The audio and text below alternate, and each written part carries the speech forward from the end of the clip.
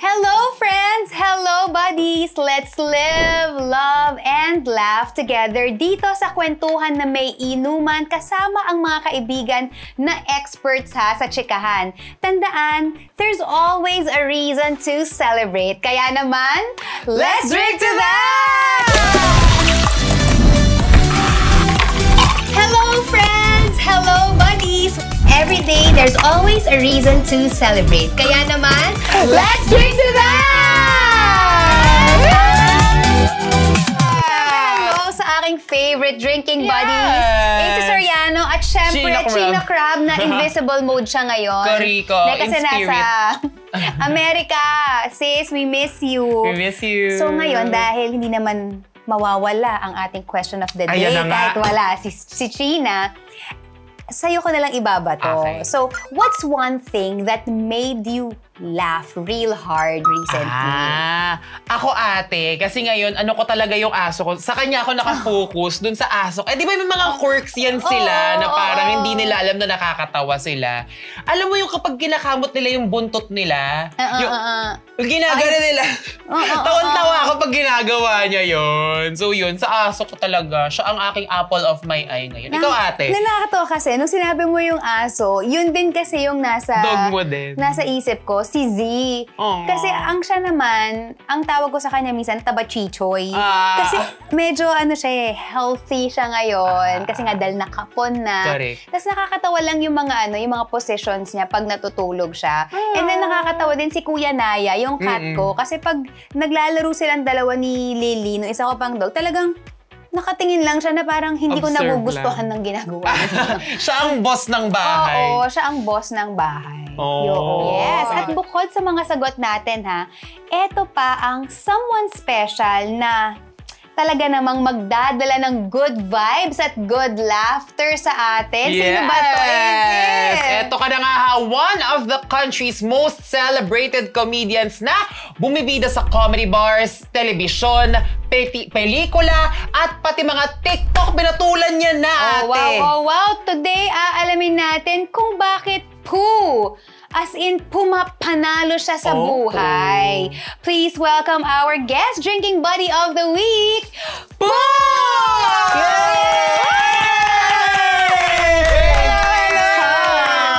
Hello po! Maraming salamat! Thank you for inviting me here. Thank you for being here at pinaunlakan mo kami dito sa Let's Drink to That. Siyempre, Miss Jody Santa. Miss Jody! Icebreaker muna tayo. Ano ba talaga ang kwento kung bakit Poo ang iyong naging pangalan? Ano yung real name? Marami din kasing actually frequently asked question yan. Pero kadalasan kasi tinatanong, pero yun na kaagad ang sagot. Ayan, nagpatuto ako ng Winnie the Pooh kasi dyan talaga nang galing. Okay. Kilala mo, kilala mo si Mamu. Andre de Real, si Mamu. Nasa library kasi ako dati. So, dahil ang pangalan kong totoo, eto, Reynold. So, ngayon, hindi ko pwedeng gamitin yung Reynold kasi sobrang formal. Sobrang formal. So, sabi niya, anong gusto mong gamitin pa? Sabi ko, Ray. Meron tayong Ray Kilay dati, di ba? Sabi ko, sige, Arnold na lang. May Arnold Villanueva rin tayo dati. Mga comedy ba? Mga komedyante sa comedy bar. So sabi ko, wala na ako may sige, ano bang mga collections mo? Kung ano mga naisip mo. Sabi ko, may ligaw mag-collect ng Winnie the Pooh. Yun. So sabi niya, sige, gamitin natin yung Pooh. Wag na yung Winnie. So kaya, simula naging Pooh. Okay. Pero parang kabaliktaran kasi si Pooh, kilala natin yung cartoon character, gentle soul. Pero si Kuya Pooh, mabangis sa comedy. Paano ka nag-start sa comedy? Nag-work kasi ako dati sa ATI, sa San Juan Bautista. Sa San Juan Bautista, nag-o-office ako dati doon. Quality controller. Actually, sa dami-dami ko ng mga quality controller ako. Yung PC, personal computer, bago ilabas yan, papunta sa inyo, sa mga bahay-bahay nyo, sa mga opisina ninyo, kami ang nag-check niyan. Oo, kami nagkakalikot niyan, kayo okay yung hard disk. Okay yung hard drive, okay yung ganito. Hindi actually technician. Do-double check namin kung functioning siya. Quality control. Quality control. Parang good to go na malagay sa market, sa shelf, sa mga bahay. Yun, inalok niya ako. Sabi niya, baka gusto mo mag-set. Sabi ko, hindi ako marunong mag-comedy. Kasi hindi ko alam, nakakatawa lang na ako sa mga barkadahan, yung magkakwentuhan. Yung ganun, ikaw yung bumabangka. Ikaw yung bida-bida, ganun. Nakakatawa ka lang, pero sabi ko, mag-i-stage na. Parang ibang chapter na yan. Sabi niya, hindi, kumanta-kanta ka lang, tapos pag may request, magkakapera ka pa. So hanggang sa uma-absent na ako, kasi Sunday niya ako ilalagay.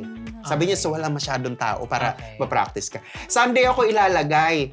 Monday, hindi ako makakapasok kasi alas 3 matatapos yung set. Okay, oo. A-absent ako. So, every Monday, uma-absent ako. Napapagalitan ako ng supervisor. Ba't every Monday ka? Wala ka. Di niya alam na nag-work ako ng Sunday. Hanggang sa nadagdagan yung set. Hanggang sa kinuha na ako ni library.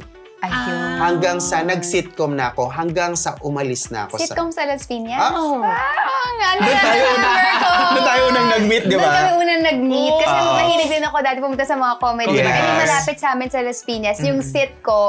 So doon ko sila nakilala. Yan yung pinakamalaking comedy bar dati. Tapos yan, the rest is history. Tapos, nag-punchline, laugh line na ako. Nag-guest na ako sa mga TV. Kinukuha na ako ni GMA, ni ABC5 pa dati. Ayan. Hanggang sa pinag-guest kami sa Wawawi. Yun na yung nag-umpisa rin. Nakatulong talaga siya. Ito na yung na-penetrate na talaga ng mga komedyante, yung early 2000s to di ba? Yes, early 2000. That's 2006.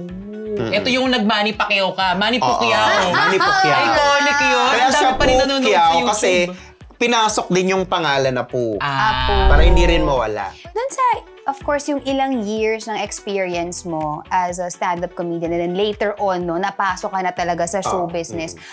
Masasabi mo ba na mas mahirap magpatawa noon, ngayon? In terms of, let's say, mga audience na nanonood, mas mahirap bang i-please ang audience natin ngayon compared to yung mga, kunyari, ako, audience mo ako dati, back in the day. So, Napakahirap ngayon. why? Because of social media. Okay. Because of the social media na hindi naman sila nagbayad ng entrance, yung iba, critics na. Ang daming kritiko ngayon. Ang daming kritiko. Mahirap magpatawa ngayong panahon ito. Ang pa-perfect nilang lang. Pero would you say, Kuya, na nakapag-adjust ka naman sa panahon ngayon na parang yung Yes. comedy mo na i-adjust? Yeah. Ang daming So, layers. nagiging limited ngayon yung comedy. Pero ngayon, hindi ka na pwedeng maglaro. Hindi mo pwedeng papangiti. Hindi ka pwedeng magsabi ng pangit sa kapwa mo. Uy, pero eto na ka, bilang excited kaming malaman at i-celebrate ang winning moments Hindi mo. pa ako tapos. Marami pa to. Di pa tayo nakakainom Ito na kasi ang ating favorite drink mo daw ito, ang pineapple juice. Bakit nga ba pineapple juice? Ano yung paborito, Kuya po? Matamis ba? Yung pineapple, gusto ko rin siya. Lalo pag kumakain ako ng mga lechon. Pampalinis. Pang ano yan, Pang detox. Well, anyway, ano pang iniintay natin? Kailangan matikman na natin tong favorite drink ng ating guest for today. Let's sip and enjoy it. Let's drink to that! Yeah! Let's drink to that! Cheers! Ito yung serving na tinatawag ng pinakamaarting pineapple juice. Uy, pero eto na nga, ang dami nating nabalita ang headlines dito kay Kuya po ngayon. Kaya naman, isa-isa nyo itong sasagutin face to face to face to face. Yes, ang unang headline. Gastadora? Ay, gastadora ka daw. Totoo ba yan? Gastadora daw sa nabili niyang bahay at sasakyan at mga lupa. Congratulations, Kuya Po. Kasi di ba pag ngayon, yung mga panahon ito, pag may nagsasabi ka ng may nabili na ako ng ganito. Yung para sa'yo, achievement mo naman yun. Pero sa iba, yung kinaiinggitan niya. Yung ang daming dumarating sa kanilang, yung sabi ko, okay. Parang ang dating niyayabang mo. Yun. Pero sobrang thankful ako dahil sa mga achievement ko pa kahit papaano na yun. Na mga pinangarap ko lang naman din dati. Pero alam mo, may ikikwento lang ako. Actually, never ko pa ito naikwento sa lahat ng mga pinag-guestan ko. Meron akong kababata kasi sa Caloocan. Kasi doon nakwento ko nga apartment ko dati sa Caloocan. Isang compound yon. So kumbaga, halos parang magkababata na talaga kami. Halos magpipinsa na kami. Hindi kami sa dugo. Pero dahil sa banding namin, parang kami magkakamag-anak. Naalala ko na nag-uusap kami kasi umaandar kami. Tapos umuulan. So ibababa namin yung metrapal yun, di ba? Parang metrapal yun. Tapos maiinitan kami. Iaangat namin. Tapos, alam mo, may mga sasakyan na dumadaan, tapos matatraffic kami. Alam, pinag-uusapan namin yan, darating ang panahon, bibili tayo yan. Tapos alam mo yung, sabi ko, eto na yung mga nakakabili na ako, sabi, tapos siya na yung nakakabili na, sabi, tatanda mo yung pinag-uusapan natin dati. Pag may nadadaanan tayong bahay, nadadaanan natin ang sasakyan, bibili tayo yan. Ngayon meron na, no? Oo nga, kahit pa nakakatawa. Sino inspirasyon mo sa lahat ng to? Kanino mo inaalay lahat ng success mo? Family Talaga. Sila yung driving force mo, no? Sila talaga. Kasi tawag dito, ayan, natouch na naman ako. Hindi kami masyadong well-off eh. Yun. So, kahit papano, yung parang nakachamba ka. Tapos yung walang kikilos para sa lahat. Meron naman akong uncle, meron naman akong nanay na nag-provide din sa kanila. Taga-ibang bansa, nasa ibang bansa, nakatungtong sa ibang bansa. Pero hindi naman kaya lahat eh. Hindi kaya lahat. Tapos, pinutol ko yung tradisyon ng Pinoy na, kay kuya na lang. So, nung mga ganun, parang nararamdaman ko na, so, paano pag nagkasakit ako? Paano pag nawala ako? So, dahil puro kay kuya, ganun. Ang ginawa ko, yung mga anak nila, mga pinsan ko, actually, mga first cousins ko, pinag-aral ko, pinagtapos ko, magtapos kayo. Nagtapos. Sila na ngayon yung taya doon sa kanilang mga parents. Sila na ngayon yung, alam mo yun, yung iba nasa abroad na, yung iba nasa ganito na, nakapag-provide na sila. Sabi ko, yun na. Hindi kagaya nung mga dati na, abot lang ng abot. Kumaga, you taught them how to fish. Yun. Diba? Ganun ang ginawa yun ko. So, ang galing. So, kasi parang naging ganun yung tradisyon eh. Correct. Sabi ko, ang hirap kung hindi ito mapuputol. Kaya sinasabi ko rin sa kanila na, dapat ganyan din na nyo. Huwag nyong paasahin sa mga sarili ninyong lahat. Yun siya. So, kaya yun ang ginawa ko. Ganda. Katulad nga may sinabi sila na pwede namang lahat ang pumukpok, hindi ba? Hindi lang iisa. Kasi ngayon, sabay-sabay kami. Actually, nakakatuwa kasi hindi naman sa manghihingi ka ng kapalit. Naalala ko nung 50th ko, nag-ambagan sila. May surprise pala sila sa akin. Ambagan sila ng mga... Nag-rent sila ng resort. Tapos sinurprise nila ako. Sobrang tuwang-tuwa ako. May cake, may lechon. Alam mo yun yung... Sabi ko, maliit na bagay. Alam mo yung kaya kong i-provide din yun. Pero alam mo yun yung pinapakita lang na appreciate ka nila, no? Lahat ng ginawa mo. Ito po surprise po ng mga pamangkin nyo rin. Tissue, padala po nila yan. Actually, yun, isa sa memorable kong birthday yun. Ang dami kong birthday. Hindi kasi ako pala handa. Hindi ako pala handa dahil hindi ako nasanay ng may handa ng birthday. Kasi nga, hindi nga kami Hindi nga kami well-off. I mean, alam mo yun, yung siguro ko nagpadala ang nanay ko, nagpadala ang uncle ko, alam mo yung ipang-ulam na lang at maiintindihan ko yon. Yung hindi man sinabi sa akin, nagpadala ang nanay mo para sa birthday mo. Pero alam ko na may ulam ako araw-araw. Okay na yan kaysa sa handa. Mas iintindihin ko yon. Kasi di ba yung may mga generation na, hindi, dapat may handa ako kasi may cake. Dapat may... Never kong hiningi yun. Kaya ito nung birthday ko, ng 50th ko, sobrang ko na-appreciate ko yung effort ng mga pamangkin ko. May umuwi pa galing ng States. Siguro it's one way of them telling you na, ikaw naman.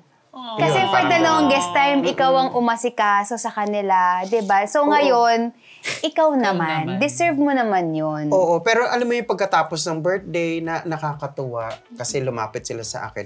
Nandun yung listahan ng pinamili nila. Babayaran ko pala. May reimbursement. May reimbursement. Charot lang.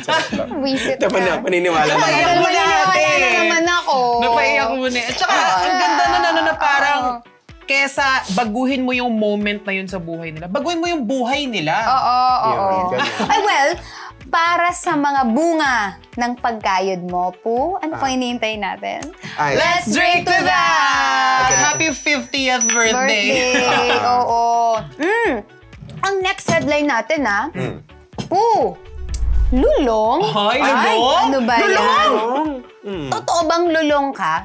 Lulong ka sa pagla-live sa TikTok para makipagkwentuhan to connect with your followers. Oo. Paano nangyari ang lahat ng ito? Kwentuhan mo kami. Ano yan? Kaya ng Biko. Yung TikTok ko kasi, lately na lang yan eh.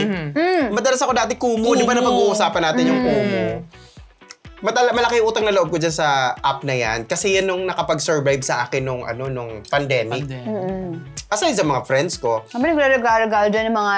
mga diamonds. Diamonds. Tapos meron pa kayong magla-live ka lang, meron kang monthly na compensation galing sa company. Sa Kumu. Ganito. Yun siya. So hanggang sa nawawala na yung viewers ni Kumu, napunta ako ngayon sa TikTok. Tapos na-enjoy ko siya kasi ang dami niya, para siyang buong mundo. Correct. Para siyang buong mundo yung nakikita ko. Yung Kumu kasi parang iilan lang kami.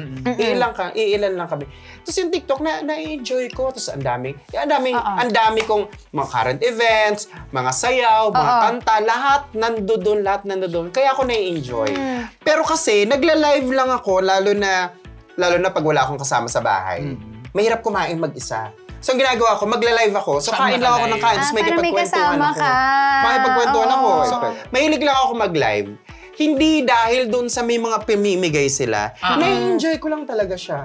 Yung connection. You really want to connect with your followers. Parang the same way, no? Parang nagpo-full circle ka. Kasi diba sa comedy bar, ang galing yung mag-connect sa audience Pero now digital na, yun pa rin yung heart mo to connect with your viewers. Oo, yun, na minsan magpapatawa ka pa unti-unti, gano'n. Pero at least, ang maganda kasi sa TikTok, yung kahit hindi ka magpatawa, alam nila na nag-stream ka lang eh.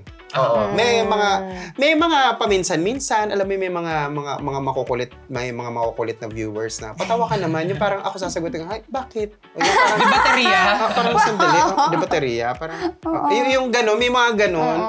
Yun, may mga gano'n, hindi mawawala. Sa mga GV naman, baka meron kang yung mga unforgettable moments mo sa mga live, sa mga fan mo. Ay, marami. Ano yan? Marami. Yung ganyan, alam mo, ako si ganito. Sobrang dami ng tao rin kahit pa paano yung nanakanak. Ay, ako po yung ganito, ako po yung ganyan. Okay. Yun, alam mo yun, yung nag-smile ka po sa akin sa mall. Natutuwa po ako ganon. Yun, alam mo sabi ko, ay, yung maliit mong nagawa na yun, malaki sa kanila yun.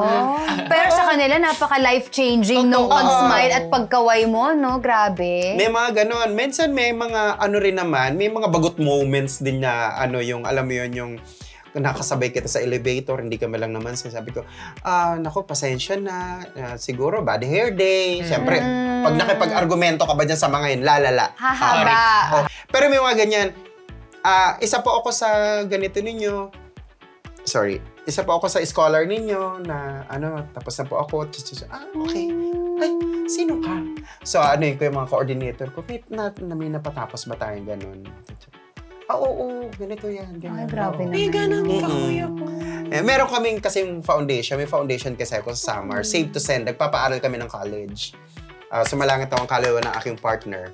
And, God bless you. And God bless your meron heart. kami yung Sheriff Falcones naman. Ito naman yung para sa mga kids naman na mga inaabot namin na mga naglalakad ng malayo ng makapasok lang sa school at mga tinamad na, dadalhin namin yung mga libro na kailangan nila doon sa kanila mismo. Wow, grabe. Siya. Ba't di ka mag-DepEd, kuya?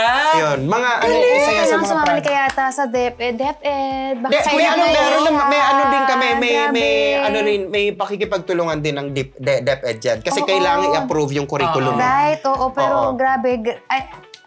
Diba? Ang daming nakatapos. Standing ovation ako dyan. Ang galing, kuya. Ang daming nakatapos nun. Ang daming nakatapos. Kung gusto po ninyo maging volunteer or mag-donate, Sheriff Falcones, hanapin nyo lang po sa Facebook or wala kaming Instagram eh. Mga lumang tao kasi yung mga mga lumang tao kasi yung mga namin eh. Facebook namin, may page po kami, Shera Falcones Mountaineering. Tapos nandoon po ang mga ano namin, or Save to Send project. Yung Save to Send naman, dahil okay naman na yung, okay na yung pag-aaral ng college ngayon dahil sa project ni Senator Bam.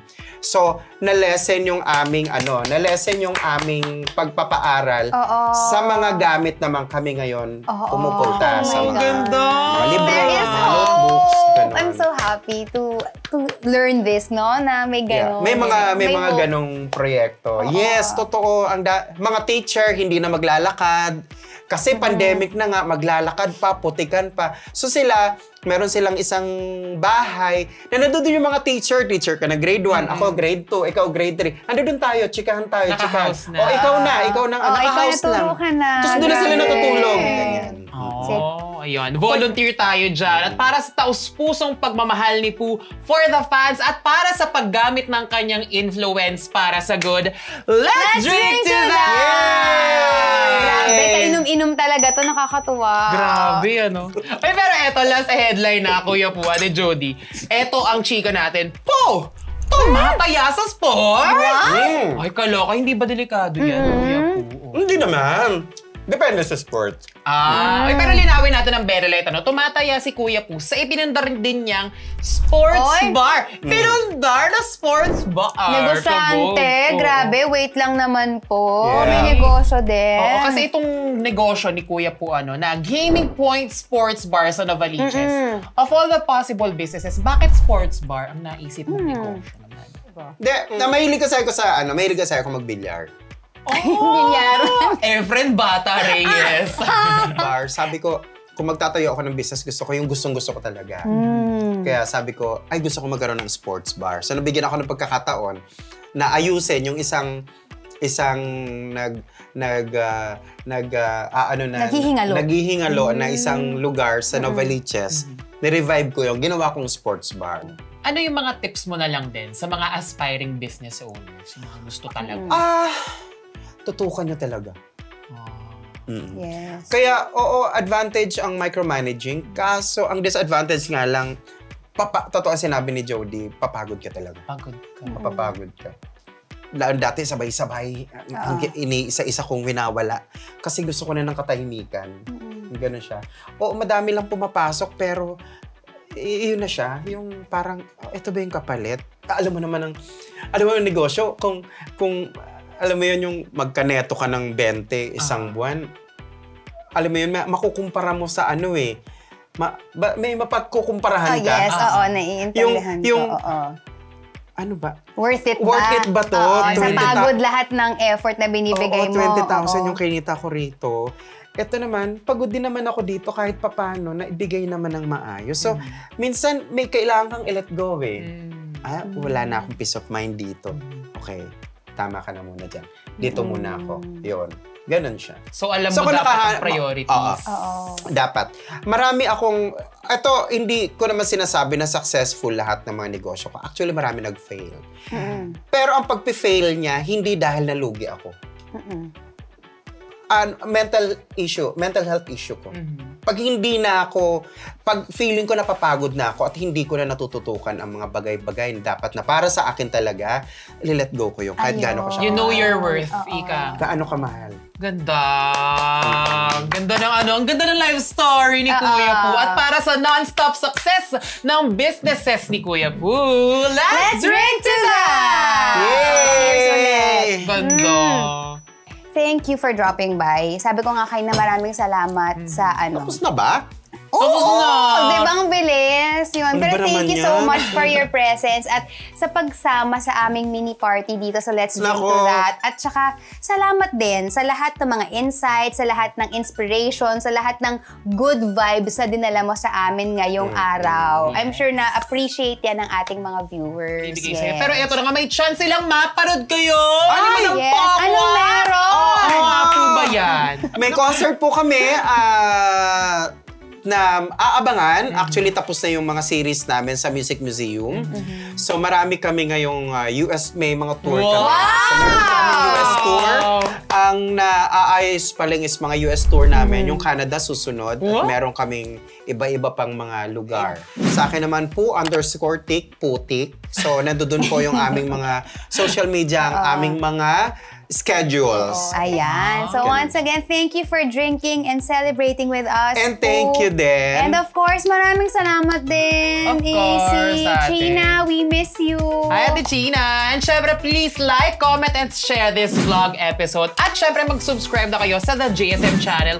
At i-click ang mga buttons below. Go nyo na yun. At syempre, kung meron kayong gusto na drinking buddy natin dito na guest natin, i-drop nyo na ang mga names sila sa ating comment section down below. Para mag-book natin sila. Go. Tawagin na namin. That's correct. At syempre, para sa mas marami pang inspiring na mga kwentuhan na ang hatid ay good vibes, you are always welcome to join our mini party because every day there's always a reason to celebrate. Let's drink to that! Woo! Yeah.